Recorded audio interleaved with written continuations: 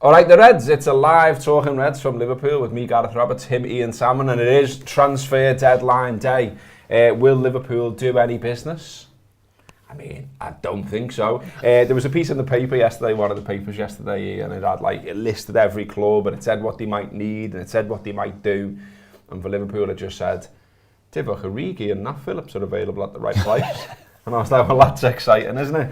Naby Keita was available at the right price 3 days ago. Oh, really? Yeah. Who said that? Don't know. Somebody on Twitter. Oh, well, it looked official. Must be true. If it was on Twitter, it must be true. It is a bit of a weird time in that, it feels to me like we've ended up with a bit of a perfect shitstorm here, in that we draw with Chelsea at the weekend. Origi's not even on the bench. Yep. Minamino is on the bench and isn't trusted to come on and turn a game where we're struggling to score a goal. Then we get the news that Edwards is likely leaving. Meanwhile, of course, our rivals have strengthened and done stuff, and there's stuff happening today with other clubs, and it's all a bit quiet around Liverpool. I can fully understand why people are frustrated here, because I just think it feels not very ambitious what the club are doing here. It does, and it'll be all the more amusing when we win the league with this happens. To go in kind of order, I should be making notes while you're talking on these.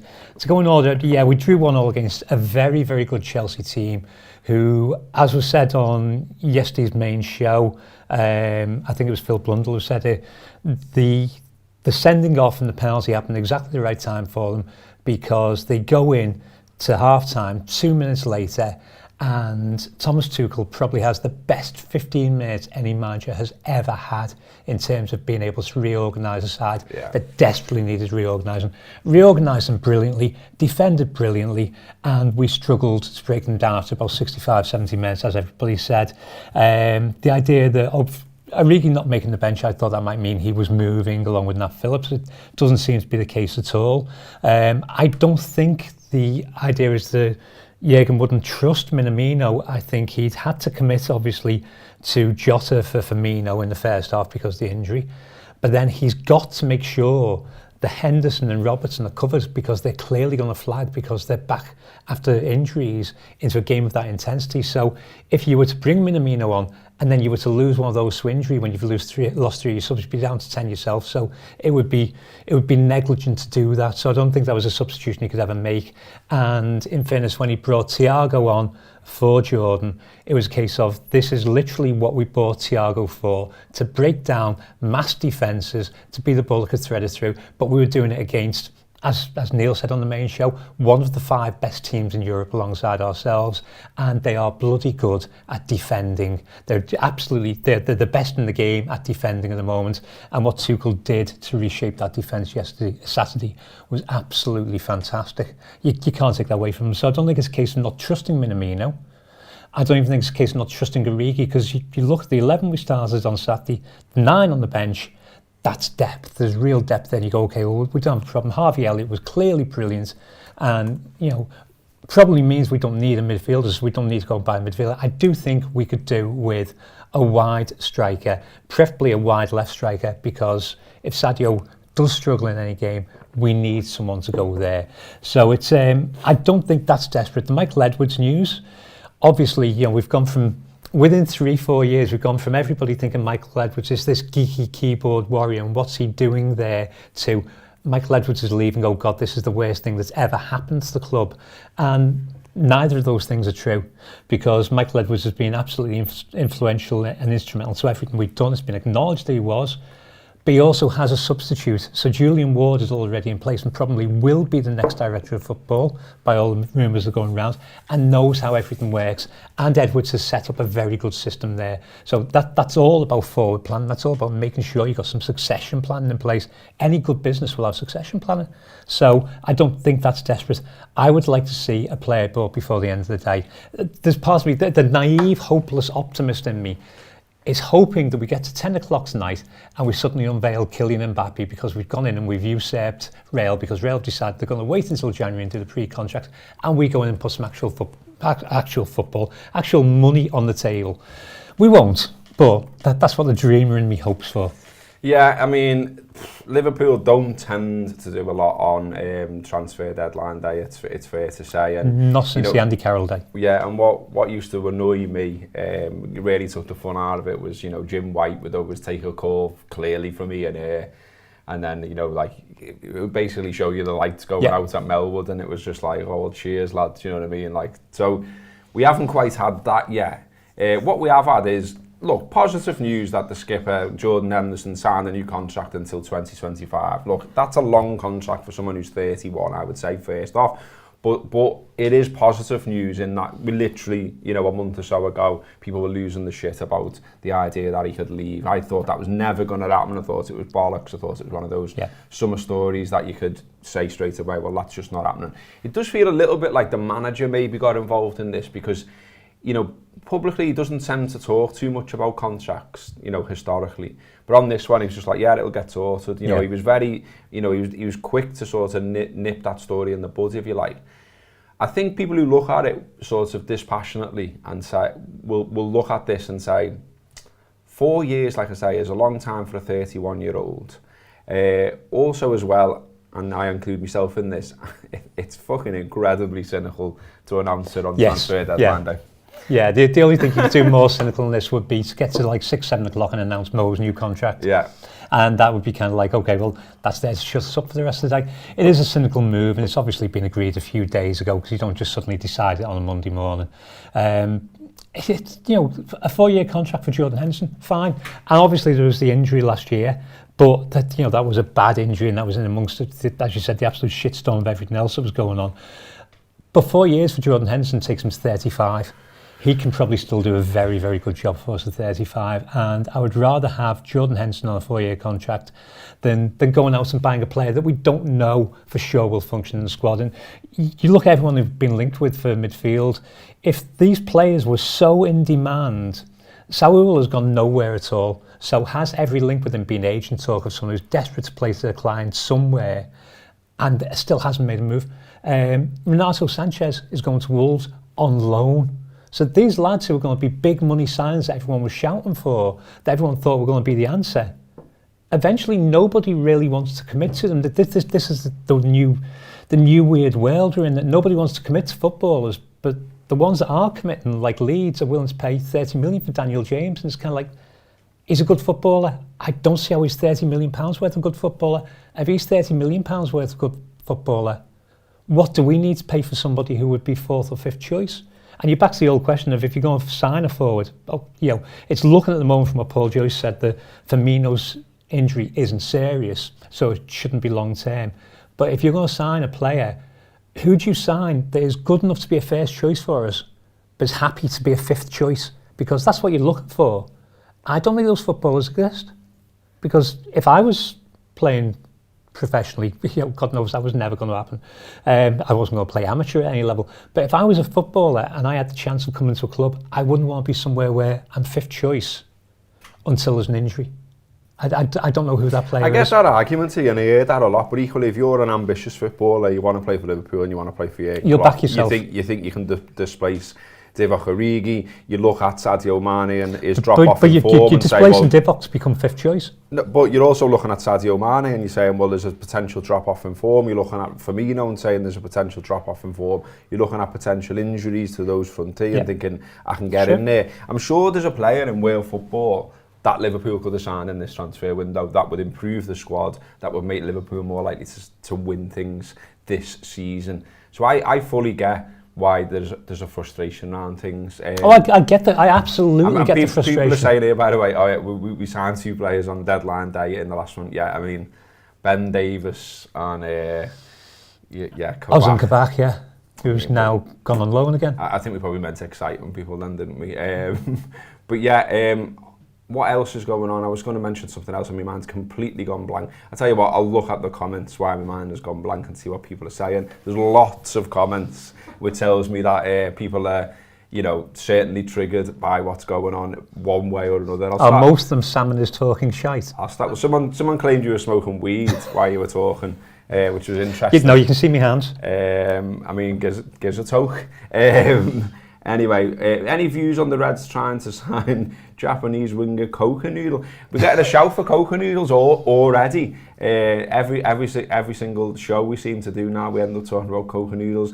Divock off to Fiorentina. I haven't heard that one. I saw that this morning, that there's a link, but you know, if he does go, then that must mean we are bringing somebody in. I mean, we thought that when Shaqiri went, though, didn't we? We did. You know, you think about the number of reasons why we haven't signed someone here, and it's like, oh yeah, we needed a space in the squad. There's a space in the squad for a non-homegrown player now. Still no player. I know we've signed Kanate, but you know, and then the idea we can't move Origi on. I get that, and I don't think the managers want to. You know, like there are ways and means to get a player out of a club. And those darker arts, if you like, I don't think are in Jurgen's locker. No, he definitely wouldn't do it. He wants the best for his players. It would upset the culture that he's got, wouldn't it? You know, if Divock, for all that people take the piss out of him and all that, if Divock is turning up for training every day, on time, he's not upsetting the apple cart, he's doing his bit, he's in the gym, he's on the training pitches doing what he does, you can't really say to him, like, you've got to go, lad. No. They gave him a contract after the European Cup, and look, with hindsight, maybe they shouldn't have bothered. Possibly that would have been, as we all thought at the time, that would have been a good time to possibly capitalise on him. The only player that Jurgen has ever treated in a way that would indicate he wanted him out of the club was Sacco. That's it. Yeah. Nobody else at all. And that's because he was a blurt. Yeah, that's because he very publicly was a blurt. Yeah, messing around in pre-season, obviously then putting stuff on Snapchat and things like that. And, you know, bad apple, if you like, he's lashed. Tim Park says, how you feel, like I put a question at the start, how are we feeling about the Mighties? Utter shite, says Tim. I mean, it was 7 points out of 9, Tim, come on. We've got the defenders back that we've got. The captain signed up to a contract. Loads of other players have signed up to new deals. It's not all bad, is it? And Harvey Elliott may be the greatest footballer you've ever seen. Harvey Elliott looks fantastic. John O'Fitz says they're all right, aren't they? What else have we got? Today is depressing as fuck. We've got from Eddie Ventures. He says, Hendo contract, all smoke and mirrors. I agree that the timing of this is not helpful for the noise around the club. It's blatant PR. Yeah, I think, as you said, look, they know it's agreed, and we know they make little films and videos and take pictures and put them out at a certain agreed time. I think they should have maybe swerved it being today, I've got to be honest with you, because I think it's a little bit harsh on Hendo almost, in that, like, on another day at a different time, he becomes the news, and it's positive news. And it's positive, and people write nice things about him and talk about him in a positive way. And that's not what Twitter's doing. Cynical bastards, including myself, will be like, look, I'm made up, he's tied down. I like the fella. I think he's talked about the culture. He's a cultural leader as well as a good player. 10 years now at Liverpool, won all kinds as captain, as a player, etc., etc. But the timing of it does make you go, oh, for fuck's sake, Liverpool. You know what people are going to say about this, surely. And you know what they're going to say on Twitter directly to the player himself. Yeah. Because that's where the comments will appear. They'll be on his timeline. They'll be looking and going, oh, thanks a lot, lads. Luke Bowyer says, best thing about this transfer window day is not seeing Jim White's shite yellow tie every time I open my phone. I believe he's still available on TalkSport if you want some gym fix. But yeah, I'm with you. That yellow tie thing was cringe as fuck. And when there was even a stage, wasn't there, where everybody wore yellow. Everyone wore yellow, but his celebrity around transfer day just got mad. Like, I remember, like, watching Sky, and it was showing him, like, in the changing rooms, like, getting ready, getting the tie on, like, you know, big like build up for Jim White coming on, and it was like, wow. I mean, and you know, obviously the other famous deadline day incident is the purple dildo. Yes, yeah. You can't have a deadline day without a photo of it. Great days. What else have we got? Scott says, don't forget the Curtis Jones nonsenses. I'm not quite sure what you're referring to, Scott, other than maybe you were referring to, there was a rumour of him going to Aston Villa for 15 million. Don't see that happening for a second. In fact, I did see a line from someone else where they just said that's bollocks, basically. Well, I saw go across the crowbar on Sky saying Aston Villa have finished their interest in Liverpool's Curtis Jones. I was like, what interest? That was never happening. That was never happening at all. I know he hasn't got a sniff so far this season, and maybe that's a little bit surprising. But equally, I think the other side of the international break, he does get us. He'll definitely have time. Limping Monkey says, announcing the captain's contract on deadline day is the cherry on the cake of poor PR. We still haven't replaced Genie. Now, that was what I was going to ask you. On on Henderson's contract, this is another thing, you know, in terms of explanations for things. So, explanation of no transfers, there's no slot. Shaqiri goes, there's a slot. We're not signing anyone, it doesn't seem. Explanation for Gini going, one was his age, and one was size of contract for age. Yeah. He was 30. He was the same age as Henderson. He was younger than Henderson. Younger than Henderson. And he wants the same kind of contract. He wanted a bigger contract, which actually he was justified asking for it, given what he'd done for the team and the performance he was still able to give. Yeah, it looks a weird. Who knows? It looks a weird one, doesn't it? Let's be honest. Joyce's gave out a couple of lines this morning on Twitter. One was the Jordan Henderson contract, which we've already mentioned. Someone asked in the comments about Firmino. Joyce says Roberto Firmino to have further assessment on hamstring injury, but initial diagnosis is that it's not serious. So a little bit of good news there, at least, along with the news about Henderson. What else have we got? I feel like I've been taken for a fool with the Hendo news. Someone mentions Minamino's loan, which is another thing about all this. Like, I don't expect the manager ever to come out and say, as we've just said, he's not going to slaughter players. He's not going to do any of that. But Origi not being in the matchday squad when you can name 9 players, and Minamino being sent out on loan last season. Both of those things say to you... They indicate a lack of trust. Yeah, and then that seeps into the fan base then. So, you know, like, we can do the thing, and we do the thing at times where we say, like, oh, it's a bit mad about how everyone's overreacting to X, Y, or Z. And, you know, you can always amplify that for yourself by looking at social media. But when the manager clearly doesn't trust these players, that will create an anxiety, won't it, where we're like, well, look, the first 11, fantastic. The first 11, a match for anyone. When you start to dig below the first 11, though, what? Yeah, but when you dug below the first 11 of the weekend, the 9 below them were pretty much excellent. And I've checked all the rules. You can only bring 3 subs on. So you can have 9 on the bench. You can have 48 on the bench. It wouldn't matter. You can bring 3 subs on. So have you got 5 players who are good enough to come onto that pitch? And yes, we definitely had. We had 6 or 7 that could have come on easily. It's not an issue at all. It's, you know, I understand the anxiety, but the anxiety about Origi not being good enough to come on isn't necessarily the manager's anxiety, because he's looking at going, well, I'm not going to bring Origi on. I might have him on the bench, but what I'm going to do is I'm going to bring Thiago on. And if I want to make another sub in midfield, I'll bring Keita on and I'll push Harvey Elliott up and I'll bring a forward off. And he's got the options, he's got the things he can do. You know, we're looking at the weekend. We had 20 players named. Origi wasn't there, Milner's injured, Curtis Jones wasn't there for whatever reason. So there's 23 players. You can only name 25 in the squad. So we're not in a bad place. And this idea, as you said at the top, they're talking about the idea that our opponents, our rivals, have strengthened and we haven't. Well, most of them needed to in order to try and catch up with us.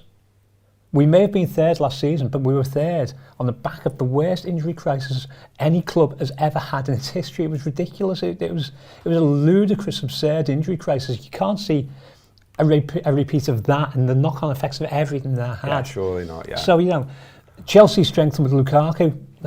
They're a fantastic football team. I think they're a major, major rival for the top of the moment. But I thought this beginning of last season, the way they'd spent, the people they brought in, as long as they moved on from Frank Lampard, they were going to be a real threat. With Frank Lampard, I wasn't worried, but as soon as they got in somebody who was a good tactician, then it was going to be a problem. City have gone into the season. City have blown this transfer window. They're going into the season without a proper striker. And I think their issue up front is much worse than our issue up front. Won the last games 5-0 though. They did, but we have no idea how good City are, because the game against Norwich at home was an easy one for them. The game against Arsenal, how much of that was City actually being good, being really good? How much of it was just how bad Arsenal were? Because Arsenal were appalling. And that's the difference between them and Chelsea. Arsenal go down to 10 men and they can't change. There was no change to be made that could change their structure to do what Chelsea did to us in the second half. So that's the strength of the top. The 3 top teams in the country are us, City and Chelsea. I'm not including United. I don't care that they've signed Cristiano Ronaldo, because there is still a structural weakness in that team.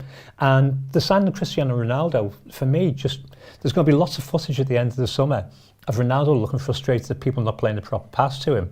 And lots of footage of him standing, legs apart, arms like that, about to take a free kick that goes 40 feet over the bar.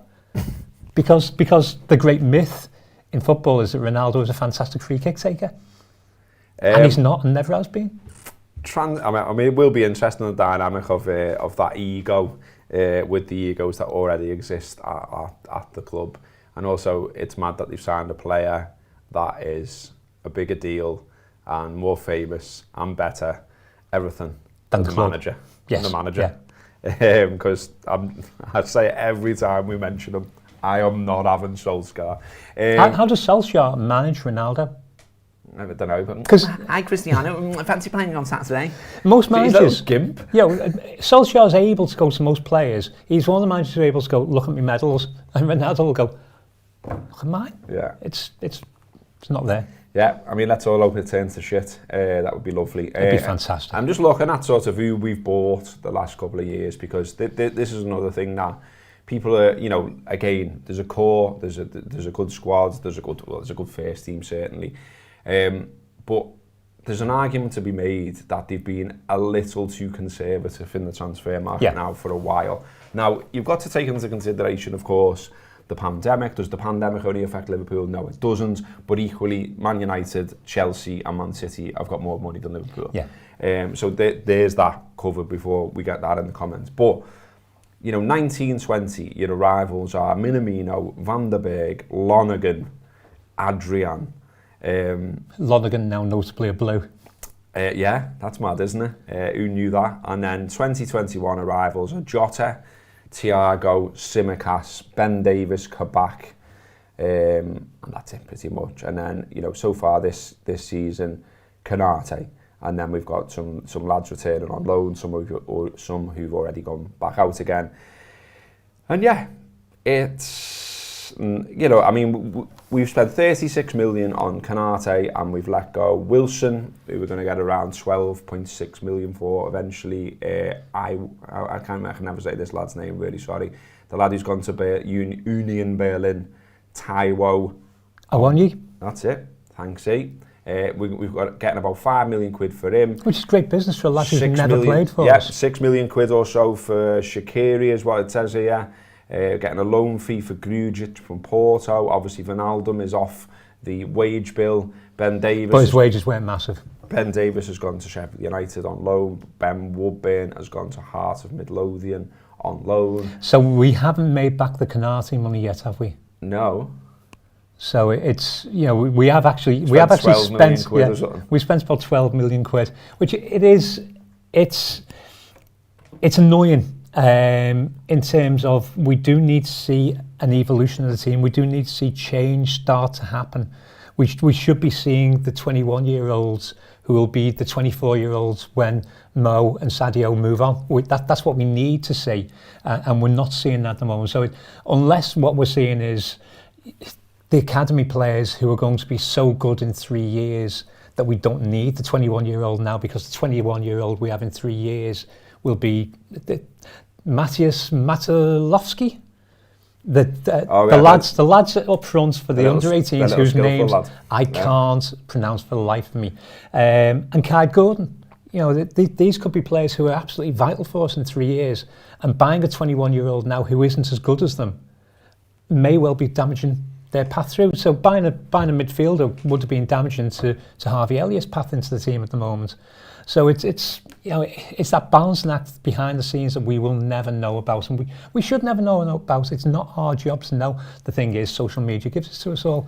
But the one thing we're not doing today is selling anybody who's valuable, because the first thing that came up on my Facebook memories this morning was from 10 years ago. Raul Mireles put in a written transfer with like 17 minutes the window to go, and then went to Chelsea.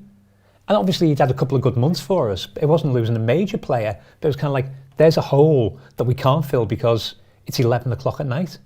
That's not going to happen.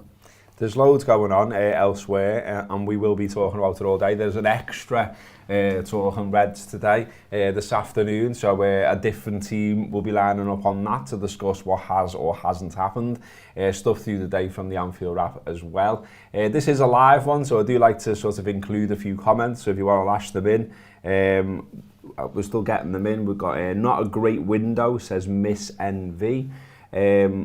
Is it all right that I'm still pissed off from Saturday, says Size Records UK. Yeah, it absolutely is. It absolutely is, mate. I think look, you know, 1-1 with Chelsea on paper, if you like. We'd have taken it. You probably would have taken it, you're quite right, but the circumstance of it, the emotion you put into it, if you went the ground as well, I think everyone put everything into it. It was a fantastic atmosphere.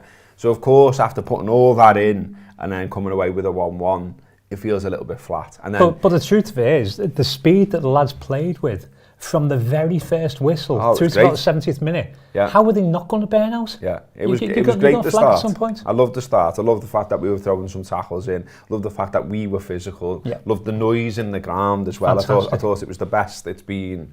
Obviously, you know, we've had the 18-month break, so it should be. But nevertheless, it was, you know, I could feel my eardrums going. It was what you wanted to be. Yeah, it was absolutely everything you wanted to be. Someone says we need world-class cover for Trent. That's an interesting one. Not too many people saying that. I think maybe Ian's argument from earlier would apply to that one, in that who is the world-class cover who would come in to play behind Trent. We need cover for Trent, but you can't get a player to cover Trent as Trent because Trent's going to play every game. Yeah, there are no players like Trent. Yeah. Stylistically, even if he gets injured for like 6 weeks, there's nobody coming in and doing the job he does because it's unique to him. Oh, Tim has clarified that he wasn't saying the Reds are utter shite. That was a response to me making a point about Arsenal at the start of the comments. So very pleased to clarify that Arsenal are utter shite and not Liverpool. Thanks for that, Tim. Very, very pleased there. Someone saying this is, a lot of people are saying this, an 11 p.m. announcement will be Salah's new contract. I mean, I'd fucking take that. Yeah. I would take that all day. I think the idea that we are tying down a lot of our stars to long-term deals is a good thing. You know, we can be cynical as fuck about it, certainly with the timing of today's one. Honest to God, it's good news. I mean, you will remember as well as I do, how many times did we have a good player and we went to give them a new deal, or we give them a new deal and we knew it was just a way of protecting the value. Getting the money for them. Because we knew Barcelona were coming, we knew Real Madrid were coming, we knew whoever else was coming. I don't think that's happening now. Liverpool's a destination, not a stepping stone. We've always sold our best players at the point where they're about to have their absolute peak. We did it with Keegan. Keegan went to Hamburg. Souness went to Sampdoria. Rush went to Juventus. We lost Michael Owen. We lost Torres. We lost Suarez. We've had a history of us being, no matter how big we were, you know, 74 were the biggest club in the world, 81 were the biggest club in the world, we still lost our biggest players to European teams because they wanted a new challenge. We're not doing that. We've just tied down all of our best players to new long-term contracts. If Mo gets announced at 11 o'clock, I'll have that. If we say that Mo's with us till he's 34, I'll have that every minute of the day because he's one of the best footballers I've ever watched play football in the flesh.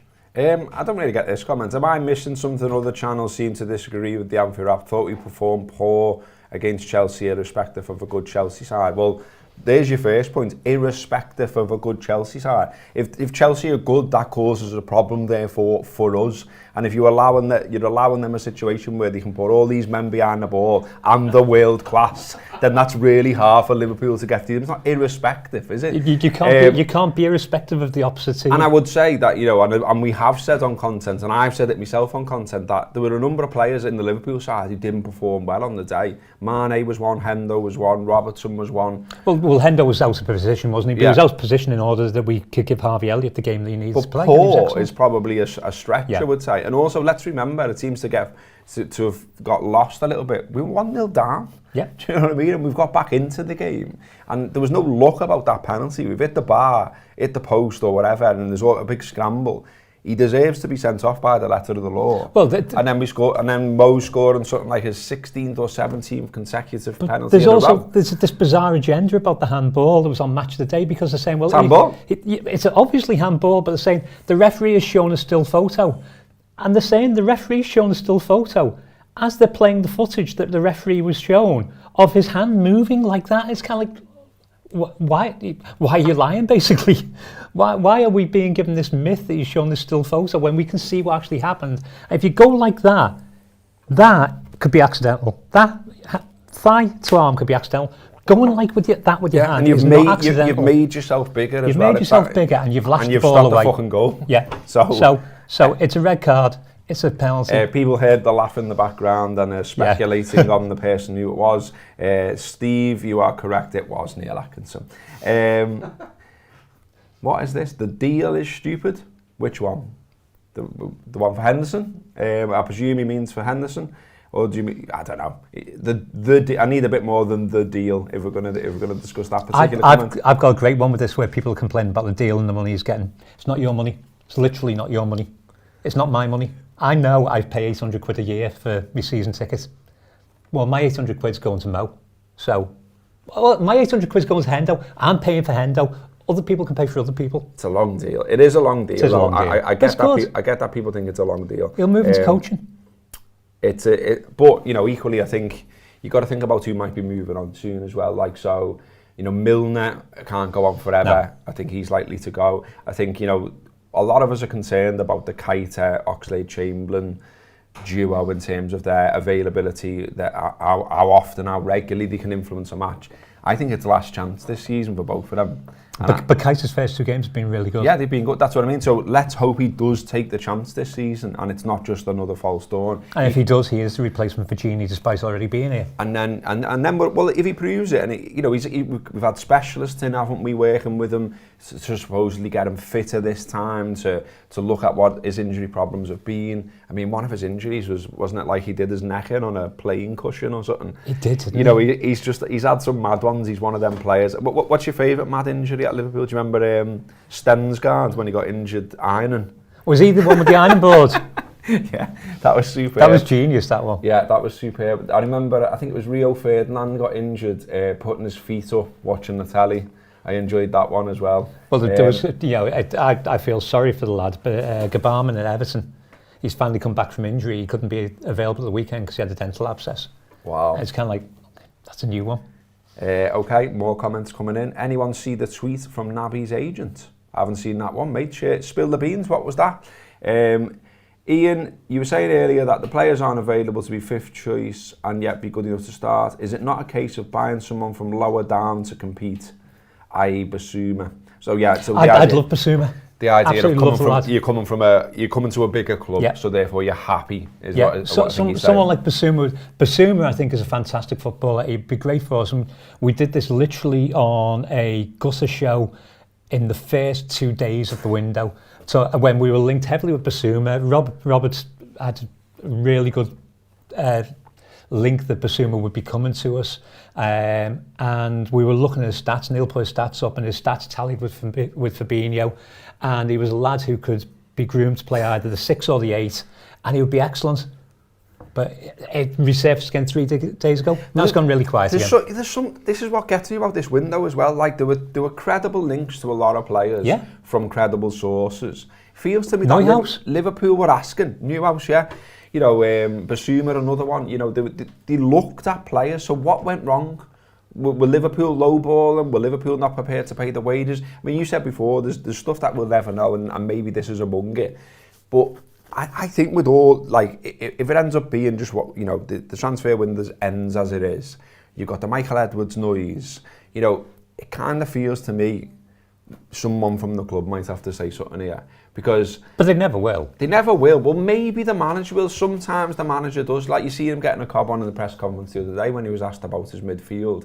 And he looked fairly emotional about it. Like it wasn't like he was towing a party line. And I think at times you've seen when he maybe is. Yeah. Like, he was clearly pissed off that we took so long to get those replacement centre-halves in January. But we know now, there's an excellent article in The Athletic the other week that basically what was happening was we were doing the Canati deal. But we couldn't get the Canati deal to actually happen in January. It had to happen in the summer. So that was why we didn't get anybody else at the time, because we couldn't get the lad that we actually wanted. I think he genuinely is happy on his midfield. And there's a lot of... There was a feeling that he was upset because people were attacking his lads. Yeah. Because it was like, these lads are really good, why are you having a go at them? Yeah, I mean, there's so much noise on social media right now about the owners. Look, I get it, but I also find it fucking boring. Like, what do you want me or anyone else to say about them? Like, yes, they are conservative. Yes, they could buy more players. Yes, like I've just said, are they offering enough wages? Are they offering big enough transfer fees to get the players that someone somewhere, Edwards, Klopp, all of them clearly want? I don't know, and we can join dots. But equally, you know, like I didn't want to get into social media, but I've started, so I'll finish. Like, people saying like, well, what are Spirits of Shankly doing? Anyone who's kept an eye on what Spirits of Shankly are doing from the start, they said exactly what they're doing. They said from day one, we're never going to get involved in what the club are doing with transfers. And I think that is quite right. Because the moment you do that, you're in a weird place. You know, like the idea that you'd be protesting outside the ground because you haven't bought Basuma, fuck right off, to be honest with you. That is not the way we do things at Liverpool. That is not the culture of Liverpool. Equally though, if they're taking the piss, if they're threatening the very, you know, the life of the club almost, like Hicks and Gillette, then we'll all be out there. Season ticket prices, the European Super League. Yeah. They're ripping out the seats in the main stand. These are the things There's we can go loads against. of things we've Transfers are personal opinion. Yeah. So it's, but there was also, last night people were talking on Twitter, well, okay, well, if you want FSG out so much, why don't you have a protest? And the answer is because the numbers of feet on the ground at the match wouldn't make a protest, because most of us at the match aren't complaining virulently about FSG. There's no groundswell complaints in the grounds about FSG. And the truth is, FSG as owners... Yeah, the furlough as well was another one. And the furlough as well, yeah. And so we didn't want them to furlough the staff, so they had to spend their own money. And then we complained that we couldn't spend that money on transfers. Can't have it both ways. The truth is, FSG are as good as most owners, better than some, worse than some. And every owner has issues. You know, these are only in it for a profit. Show me an owner that isn't in it for a profit. They have got a challenge on their hands right now, I would say, in that they need to refresh this squad. It's an aging squad. Like, it's great that they've done the deals, but they're all aging together. Like, it's not going to be this window, let's be honest, but in the next window, and certainly in the summer, there has got to be an influx of players, because there's too many reaching. Like, you know, we're all talking about Salah, and that's great, and I want him tied down, and I think he's fantastic. He gets me off my seat. He's a fantastic player. His record for Liverpool is unbelievable. He's one of the best strikers we've ever had at the club in the history of Liverpool Football Club. He's given me more sheer joy than any other footballer, than probably Kenny. Yeah, and there's absolutely nothing wrong with that statement. But equally, Bobby and Sadio are you know, is peer in terms of age. Yeah. And not many people are talking about their contracts. No. So if they're allowed to go, which they may well be, we'll see. You know, I think this season's performance will come into it. But again, they're going to need replacement. Okay, we've already got Jota, but if Jota then becomes first choice, who's the Jota, if you like? Yeah. Do you know what I mean? So there are deals to be done that Liverpool have got to start doing. Probably not in this window, if we're all being honest, but certainly the next one and certainly the one after that. But there are deals that could be done now that be cheaper now. There's the Michael Edwards thing as well, in that I get what you just said before about the succession thing, but equally, and like I get that there are systems in place now, there is an established way of working, all of that stuff, but almost, if you go too heavy on that, you'd almost take away from the fact that Edwards clearly has been good at his job. He's been brilliant at his job. And it will be a blow to Liverpool if he is allowed to go. And look, it's not nailed on that he's going. No. You know, things can change, deals can be done, whatever. But for it to come out now that he's going, for the question marks around the transfer window, everything, I can fully see why some people are like, I'm a little bit worried here. Yeah, I completely get that, because it would make sense to make transfers now when players will be cheaper, because in a year's time, the players that we want then, we could have got now for a little less than we get. Because next summer, if we're looking at replacing Sadio, we're replacing Bobby, we're looking at 200 million spend right away, with less players that we can actually sell at that point. So in terms of business for FSG, they will know, because if I can sit here and say, in terms of business, it makes more sense in business terms to protect your investment by investing now rather than investing when it's more expensive. If I can figure that out, lads who've become billionaires in business can probably figure that out themselves. It's not like they're thick. They might not want to spend a huge amount, but they know how to protect their investments. Yeah, someone's lashed in. They are laughing when they're saying it, but they've lashed in my trigger word. Which one? Access.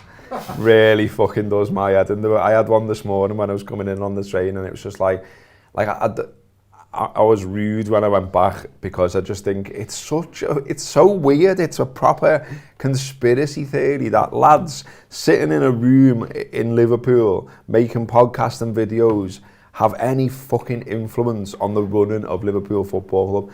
And like the idea that we sometimes, and it's like what, once, twice a season, if we're lucky, we get, you know, an interview with a player or an interview with the manager, which tend to be on like pre-season tours and stuff like that. Look, guess what? They're not even our most popular bits of content. Like, they're great when we get them. We like doing them. We put them out. You know, people say they like them back. But the most popular bits of content involve us being a fan channel. So the idea that we don't criticise the owners because we want access, it's just like, it's fucking bananas. And yet there's a little cabal of bellends that will constantly say, the red men and the Anfield Wrap want their access.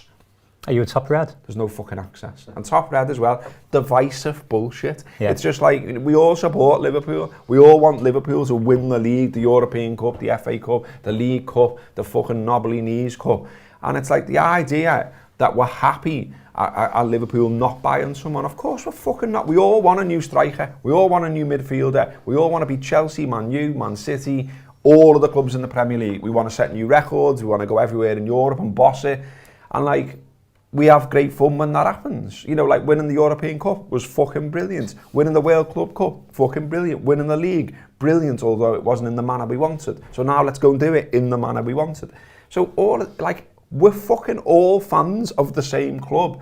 And yet every day it's fucking this access bullshit. Well, I can also say I have no access to anybody at all. So I can say anything I like, and I'm going to be balanced about the owners, because you can be owned by a country and the problems that comes with. Criticising your customers more than the owners is an interesting model. I'm not criticising my customers, mate. I'm criticising bellends on social media who message me and say, we don't criticise the owners, when we fucking do. And then they say, you don't do it because you want access. Someone's telling me to calm down as well. Nah. Okay. Should we leave it? No, I want to keep going. I really want to keep going. Sam, should we keep going? I want to see what happens if someone tells you to calm down again. No, I mean, Tim's saying it was a joke. I know, Tim, you were making a joke, but believe me, there's some weirdos out there who aren't making a joke, who messages, and it's just like, oh, lad. And, you know, I sometimes bump into Paul Machin from the Red Men, and I know he gets it as well.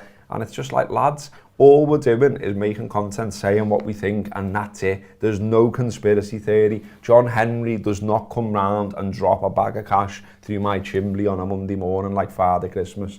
So, yeah. He definitely doesn't come to mind. He doesn't go to anyone's. I mean, you know what? When they first took over, we wrote to them repeatedly saying, can we have an interview?